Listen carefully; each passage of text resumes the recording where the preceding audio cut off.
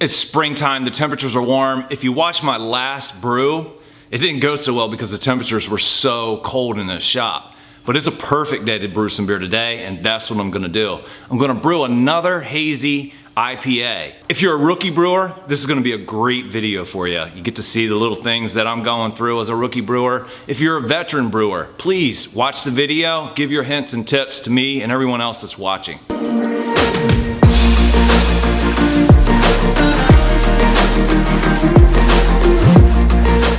So you can't brew some beer without drinking some beer. This is Sierra Nevada's Hazy Little Thing IPA. I've never had it, but I'm gonna give it a shot. Beautiful looking beer. I hope it tastes as good as it looks. Cheers.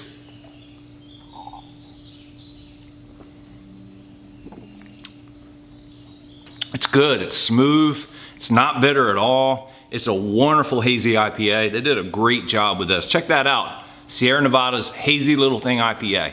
Let's get started brewing some beer. MoreBeer does a really good job at giving you a nice instruction sheet. It tells you for the amount of pounds of malt and grain, you times it by 1.1.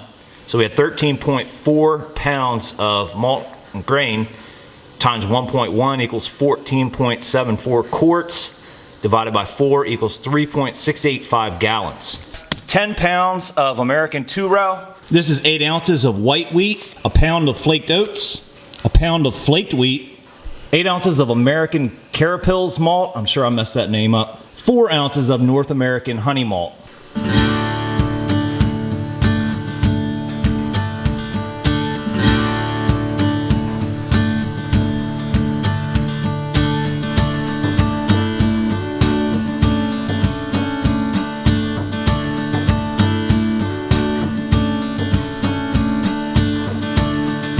So that's all our ingredients. So I'm looking for a mash temperature of 155.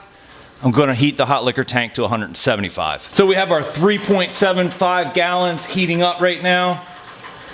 This is an old boil kettle that I used to use. I converted it into a hot liquor tank by adding this. This is the Blickman Hellfire. It does a really good job. All right, so the thermometer up here says we're at 180. So I'm gonna double check this. Right on the money, guys. All right, so remember, we're looking for a mash in of 155, so I'm about 25 degrees high, not a big deal. I'm gonna go ahead and transfer it. I'll make sure we're at the right temperature to mash in. I'm gonna actually put the grains in at about 170, and that'll allow for the stirring and the loss of heat that I'm gonna have when I'm actually putting the grains in.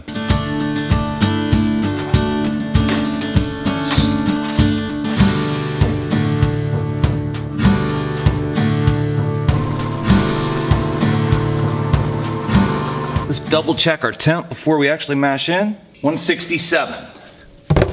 I think that's right about where I want to be. We don't want to lose any more heat than we have to. These are 8 ounces of American Carapils malt, or whatever it's called. Our North American honey, flaked wheat, white wheat, and flaked oats.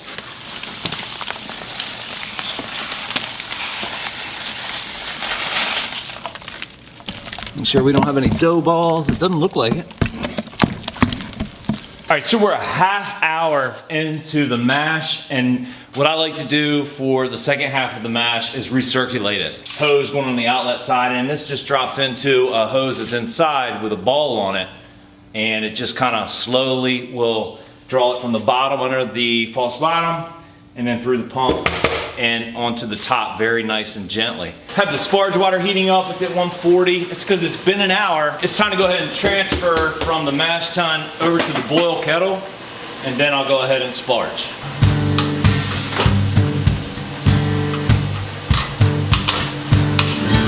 And open the valve, nice and slow.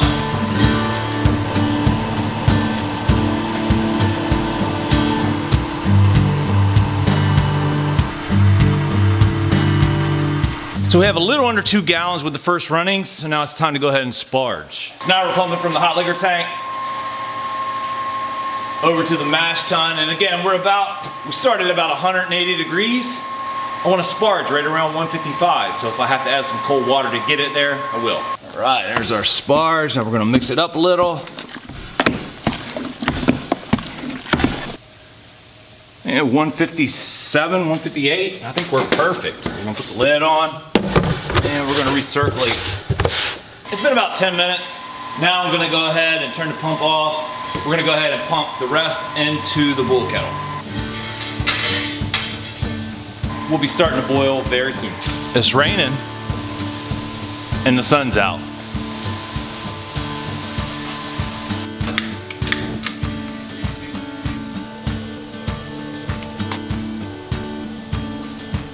If you haven't subscribed yet, go ahead and hit that subscribe button down below. You can stay up to date with some past videos or future videos just like this and all kinds of other barbecue videos. So check it out. Make sure you hit that subscribe button.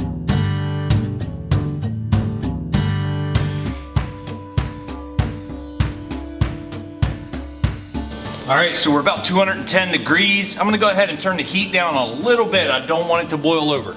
This is a 7.5 gallon boil kettle, and it's about 6 gallons full.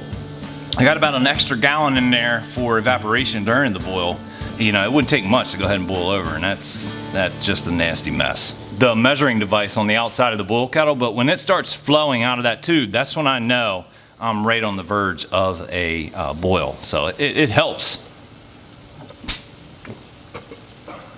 All right, I'm good with that. Now it's time to add our one bittering hop addition, Warrior pellet hops, 15.9%, and it's a 60-minute. We're just gonna kind of add this real slow. The hops that are going in the boil will not go into a hop bag. You see how it got high? So I backed the heat down just a little bit. I didn't want it to boil over. When you add hops, it can definitely get funky on you. It smells wonderful. I love the smell of hops. All right, we're gonna go ahead and let this go for 60 minutes. All right, so we have a little less than 10 minutes left. And what I'm gonna do is go ahead and put my wort chiller into the boil kettle so it'll go ahead and sanitize and be ready.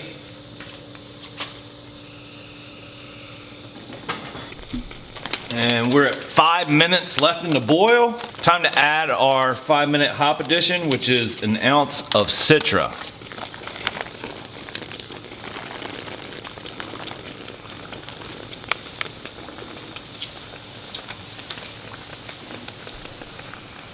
All right, flame is out, so it's time to add our flame out hop additions. That's an ounce of Citra and 2 ounces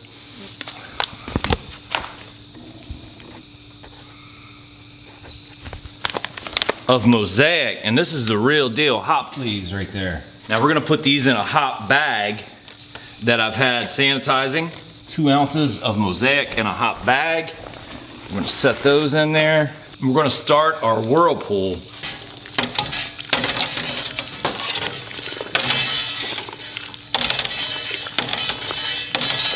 All right, so now I'm gonna turn on the wort chiller, and we're just gonna kind of keep this moving.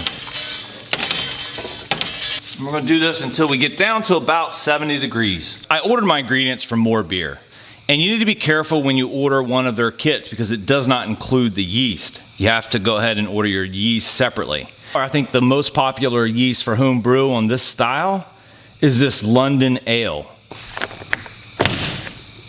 There we go. Now we shake it up. That thing's gonna start expanding as the yeast come to life. So this is my setup to transfer. I'll go from the boil kettle and just kind of a gravity hose into the Fermentosaurus. Guys, do me a favor, if you're liking the video, hit that like button. Make sure you share it with your family and friends, and that'll help me grow the channel. I really appreciate it. Okay, we're 73, so I'm gonna go ahead and take our hop bag out. Make sure you drain it all the wort out. Now you can see my hose is all set up. I'm gonna go ahead and transfer the wort just by opening the valve.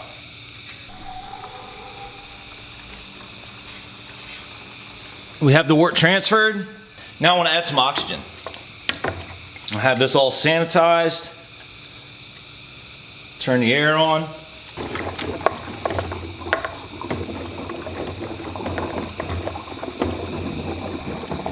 right, I think that's good. Okay, so before we open our yeast, shake it up one last time. I'm gonna spray the top of it with sanitizer. I'm gonna spray my scissors with sanitizer. One good last shake. Now let's go ahead and pitch the yeast.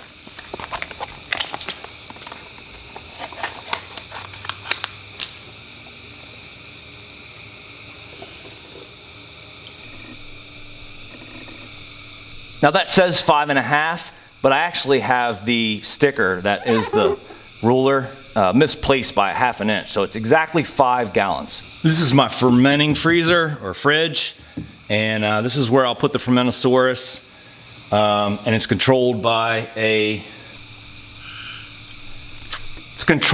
Inkbird controller. Now I've had issues with the Inkbird. But the good thing is the temperatures aren't really diving way too low or way too high that if something happens with the Inkbird, it won't hurt the beer. I'll be able to catch it.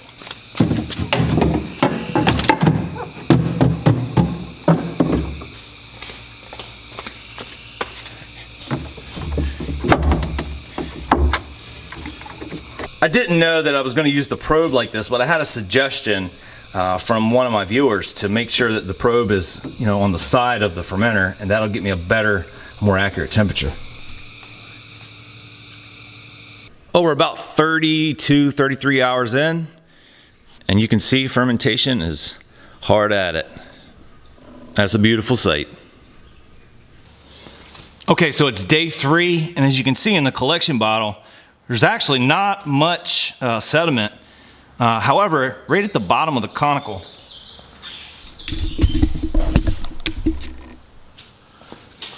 you can see how it's collecting here. I didn't use a whole lot of hops in the brew, so there's not a whole lot of sediment besides the yeast and the little bit of hops that we did use that's gonna settle. However, today's day 3 and it's time to dry hop. So what I have is 2 ounces of Mosaic pellets and 1 ounce of Citra pellets. I'm gonna put these in a bag, and that should help keep the trub buildup down to a minimum. Star sand, the bag's been in some star sand. We're just gonna put that down in there just like that. We'll dry hop it again on day 7. Here we are at day 7, and you can see the beer just has a wonderful color to it.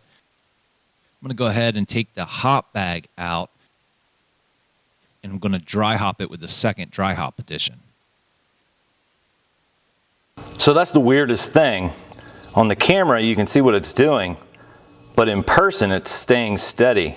It says 36 degrees, and that's because I've been cold crashing the Haze Craze for about 36 hours, but now it's time to go ahead and get it in the keg. The keg is all sterilized.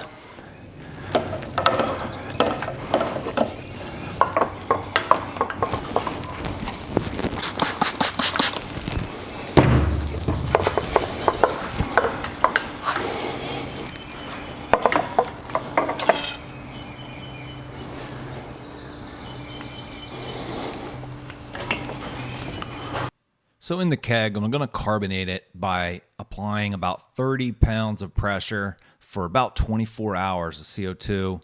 And then I'll back the pressure down to about 10 PSI. And I'll leave that in there for about 6 additional days. So I'll have another video coming up about how the beer turned out as far as taste and quality. I appreciate you watching, and I'll see you then.